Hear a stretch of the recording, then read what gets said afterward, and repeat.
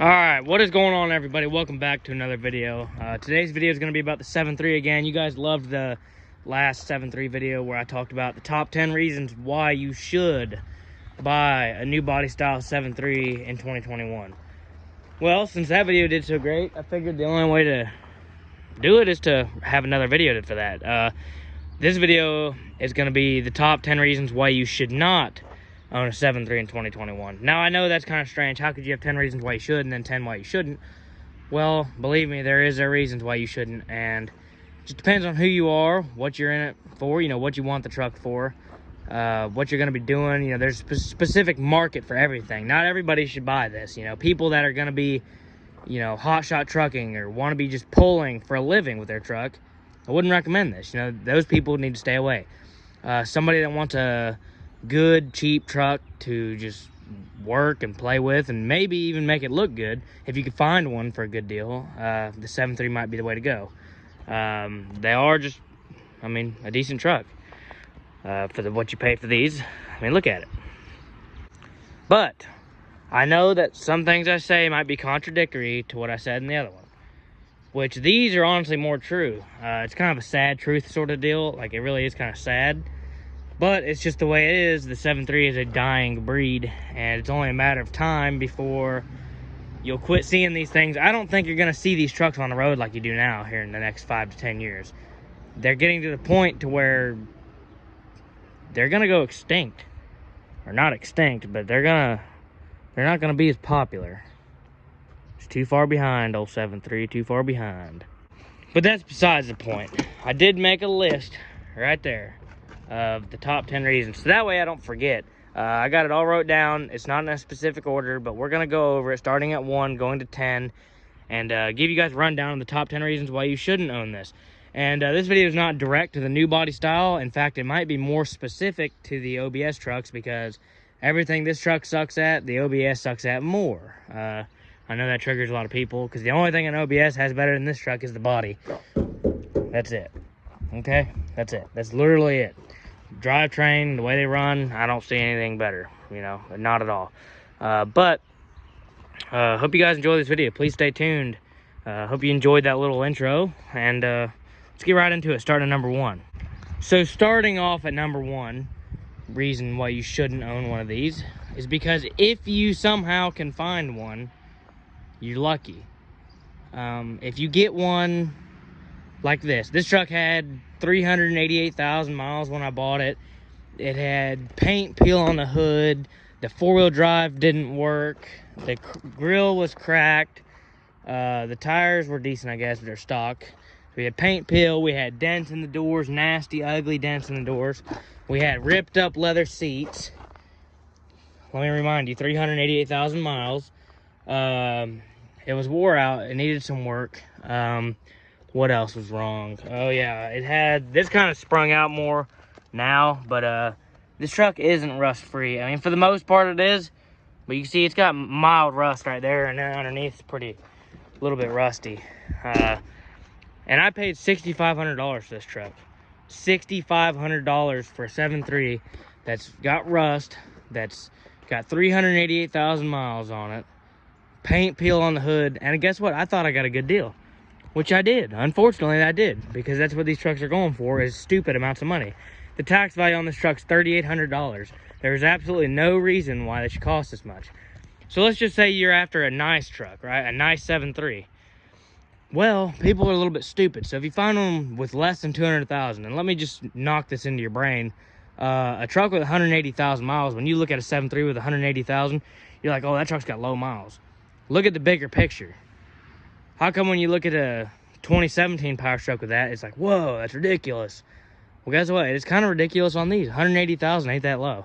And it's not like it's a brand new truck. You shouldn't pay $20,000 for a 180,000 mile 7.3 that's just as wore out as this truck. Like, literally, has just as many problems as a truck with 400,000. I'll talk about that in the next problem, or in a couple problems, that the mileage ain't the problem with these trucks. So let's say you find one with no dents in it. Which this truck, I will give it that. It didn't have a whole lot of dents when I got it. I just did this one right here the day before yesterday on accident. Made me very upset. But, you know, it is what it is. Truck's working. Let's say you find one, clean body, low miles. You're going to be paying $18,000 to $20,000. So when you get up into that $18,000 or $20,000 price range for a 7.3 truck, that's slow, that's outdated, that probably leaks oil, think about that. $18,000 to $20,000 for a 7.3 Powerstroke. Like that right there is insane to me, because it's going to be just as problematic as a truck with 400,000. All right, it's going to be just as problematic. I guess I'll go ahead and get into the next problem with that. This is problem number 2. Now we're kind of going to merge some of these problems together, because this goes along great with this subject. We're not going to come back to it. These trucks right here, it's not the mileage that even bothers these trucks, okay? My dad's truck has 735,000. Okay, yeah, it's wore out. Yeah, it's got this. Yeah, blah, blah, blah. Tons of money in it. This truck right here has had the same problems that truck has had with 300,000 miles less. This one just rolled over 435 yesterday. But guess what? Most of your problems aren't even wear related. They're stupid problems, like electrical problems, or brake lines freezing up, or just rubber and just electrical and all that stuff. These trucks are rotting away. They're just not new anymore. They're getting to the point, a good buy 10 years ago would have been you find one of these for $10,000 10 years ago. Guess what? You'd have 10 years of great service. But after 2020, it's like these trucks right here are just getting old. Like, look at this truck. This is almost the newest 7.3 you can get. A 2003 is the newest one. Think about how old a 2003 is. That's 18 years old. 18 years old for a 2003 7.3. That's the newest truck you can get. And you're trying to tell me that all that rubber under there is just fine, and all the electrical's just fine, and everything's not just getting rusty and old and just wore out and crusty, you know? That's the problem with these trucks. People want an arm and a leg for them. You just can't find them. If you do find one in good shape, they want too much. I know that kind of repeated myself there. But whatever, you know. On to the next thing before I get angry. Combining problem number 3 with that is kind of what I already said. If you find one for a good price, it's going to have 500,000 miles on it and be beat up. On to the next problem. 7.3s are very slow. They struggle to pull a trailer. They're not going to keep up with a 6.0, 6.4, or 7.3. Don't try and tell me they will, because they won't. They're very slow, very underpowered, outdated. They're not good anymore in this time. They were great when they were new. Best thing you could buy, for sure. But that's about it for that problem. On to the next one. Now, this is kind of the next problem, but kind of not really. Don't let people fool you when they try and preach this truck. Because let me tell you, the most overhyped truck in existence is what I got right here in front of me. 7.3 this, 7.3 that, 7.3 this, 7.3 that. Let me tell you what the real good thing about this truck is. It is under here, and it's literally like the block, the engine. The 7.3 engine that everybody talks about is great. I give it that. This truck's been beat on, and I really haven't had any engine problems. But people tend to forget that what you get with that 7.3 is an old wore out body, drivetrain, transmission, everything, water pump, alternator. So by the time, you make up for the good engine, it falls back because of everything else that's falling apart. So they're way overhyped, and that is a major problem, because then people buy them thinking they're getting a good deal, and then that also drives the market up, because everybody thinks, oh, it's a legendary, rare, legendary, amazing, this truck will never break down 7.3, but that's not the case at all. And kind of merging on over to the next problem, these trucks aren't cheap to own. I know that it's cheaper than a 6.7 Powerstroke probably, but just put this in your mind and accept that what I'm telling you is probably the truth. I personally believe it would be cheaper to own a 6.0 Powerstroke in this day and age, and you'd have a nicer, cleaner, faster, better driving, coil-over front suspension truck with a nicer interior. These trucks are not cheap to own. Everybody thinks, oh, 7.3 is the cheapest truck. Oh, you drive 7.3 because you're a peasant. Listen here, buddy. I got more money in repairs on this truck than you probably have in bulletproof in your 6.0. And that's in a short period of time. Last year, in 2020 alone, I put $11,000 in repairs in 20,000 miles. I put 20,000 miles on this truck last year. $11,000 in repairs. Transmission, front end work, alternator, all kinds of just everything. It's just, they're not cheap to own. And by the time you look at it like that, I have almost 20, I probably do now. I've got $25,000 in this truck, and it's still got things I need to put it in the shop for. $25,000 in 2 years, and I paid $6,500 for it.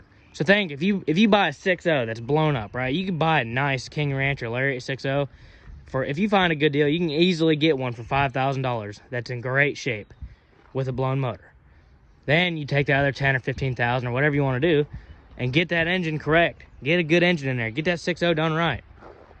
You know, and then guess what? You got $20,000 in a truck that's worth $20,000. That's nice, that drives good, powerful, reliable, and a fresh motor. Instead of having $25,000 in a truck that's still wore out, still needs work, the engine's tired, everything's tired, the rear end's about to go out, and it's got $435,000 on it. Just look at it like that. You could have a 6.0 with half the miles, several years newer. It'll get you by. They're not as old. It's just, I really think it's a way to go now. These trucks right here are just too expensive to own to make any sense. And the parts for these really, honestly, aren't much cheaper than a 6.7 Powerstroke. They aren't. On to the next problem. And I know I'm not listing these numbers, but they're not specific anyway, so it doesn't matter.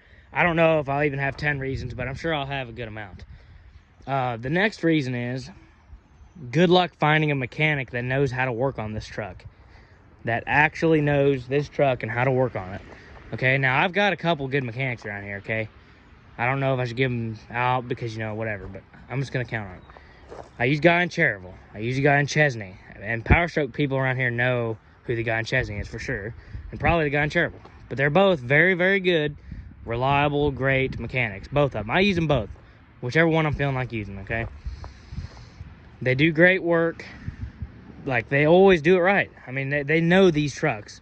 All they work on is these trucks. 7.3, 6.0, 6.4s, and 6.7s. That's all they touch. But most of your mechanics you talk to are like, yeah, I'm about to quit working on 7.3s. I'm like, why? 7.3 is a great truck. Well, it's harder to get parts for them now than it used to be. A lot of this stuff you can't get, and when people do want to change it, you have to get aftermarket, which you can't hardly get an aftermarket market anymore because of your favorite guy, you know, Biden, whatever. But besides the point, these trucks aren't, you're just going to struggle to get them fixed and find people to work on them. And yeah, you might be able to do it yourself, but you don't know how to do everything yourself. Most people don't. So finding a good mechanic ain't going to happen. Taking it to the Ford dealership's definitely not a good idea, because all they know how to do is work with a computer. They don't know how to touch this thing. They don't know the first thing about this truck. Speaking of which, my dad's 2021 Powerstroke with 7,000 miles on it is in the shop, which, yeah, it's kind of the wrong video to be, you know, bad talking a 7.3 when the 6.7s are the ones in the shop right now. But my dad's 2021 6.7 is in the shop for a DEF code. Yeah, limited to 50 miles an hour when it's got a full tank of DEF. So let the problems begin. Okay, so mechanics leaving this truck behind in the dirt. That leads to the extinction because people aren't going to be able to fix them anymore. That leads to more problems because people will let problems go and just keep driving them and driving them and driving them and driving them until they run them into the dirt. And I sound like a preacher preaching about this thing. So with all that being said, this truck's not going to be as good as a 6.7 Powerstroke, obviously, but you obviously don't have that kind of money in it. The 6.7 Powerstroke obviously costs a lot more money, and therefore it's not really fair to say that. But the age is starting to show on these. Okay, that's a fact. That's the main problem, y'all. They're old. I'll put it to you like this. Somebody corrected me in a 6.7 form one time. I wish I had the 6.7 sitting here to do this, but let's pretend that over there is a 6.7, okay? One of these trucks was great, and one of them is great. The 6.7 is wonderful. This was wonderful. It's not wonderful anymore. But hope I don't offend too many people. I know this video will probably get dislikes because everybody, they don't accept the hard truth. But let me give it to you this way. Even though I made a video of top 10 reasons why you shouldn't own one, why do I still own one if I think the 6.0 is a better truck? Just think about it, y'all. Think about it for a second. Think about it. There is a reason. And the reason why, I'll give you one good reason why you should own this truck in this year. Because no matter how hard you work this truck, no matter if you abuse it, whatever you want to do, because this truck has been ran hard now, it'll never let you down. That's a lie. But there's a good chance it won't let you down. It will do the job, not fast, but it will do the job. And these things are just beast. And let me put it to you this way. I got lucky with this truck. I really did. I don't have all these electrical issues like everybody else has. I've gotten away great with this truck. I got a good one. My dad's 7.3, he just put it in the shop, $7,500 bill. New alternator, new engine harness, new everything, new high pressure oil pump. Guess what? Get it back, window doesn't work, the truck still don't start sometimes. Just, you know, it's still an electrical monster mess. My brother, he had a 7.3, a 99, electrical mess, like all kinds of electrical problems. He just bought another 99, almost identical to it. Nothing but electrical problems. They're old, they're outdated. Electrical is the problem. But I've gotten lucky. This truck has been treating me very well. And I'm going to continue to work this truck hard and drive it. My goal is to drive it to 500,000 miles. And then that same week, I'm going to go try and get a 6.7. But basically the point is, a 6.0 is probably a better deal than this truck now, as much as that hurts me to say. The 6.0s are very nice, very good trucks. My friend Colby, his truck's probably got just about as much money as this one has, and it's got 145,000 miles on it, and clean and bulletproofed and nice, you know, same amount of money. Now, it ain't never been worked like this, and I don't know how it'd hold up, but I'm sure it'd be all right. But anyways, I hope you guys enjoyed that video. Please don't hate me too much, because I still love them. I would never disrespect a 7.3 like that. I do love it. But I hope you guys enjoyed the video. Please leave a like and subscribe for more. Now that's it for the 7.3 content. But we're going to continue this video on for the real viewers that really want to see what's going on behind the scenes. So the video ain't over yet, but the 7.3 portion is. So I'll give you a little bit more content. There's the old rotor I took off of it yesterday. The front rotor brakes were metal on metal. We got a mess in here again, once again. We're going to clean it up again. Good Lord, can't keep it nice. But I did change the oil in the old Kowalski 730V. Gave her the old Pennzoil treatment, 10 weight 40 with a Wix filter, because, you know, she deserves the best of the best. So we did that. I placed a deposit on a... God, I got oil right here. Freaking nasty. Anyways, I placed a deposit on a 2021 Honda Rubicon 520 DCT. That all you know. I can't wait to get it. I'm sorry it's taking so long, but my friend Josh is getting a Rubicon soon. Then I'll have some four-wheeler content. I'll be getting a four-wheeler right after that, so we can make some DCT versus foot shift versus this videos that are great. If you guys are interested, I can make videos on those two units if you're interested, because I will do. But I'm already trying to order some parts for the new Rubicon, so stay tuned for that. We will do it. Let's go ahead and crank this thing up and mow some grace. Me and Josh Ball, we're about to build or work on a trailer for his four-wheeler that should be coming in soon. So I'm going to start another video right now. So I hope you guys enjoyed this video. Please leave a like and subscribe. Come on, get me to 2,500 subs. It's all I want right now. Get me there and leave a like on this video. Thanks for watching. I'll see you in the next one. Colby and Jacob's on the damn Husqvarna.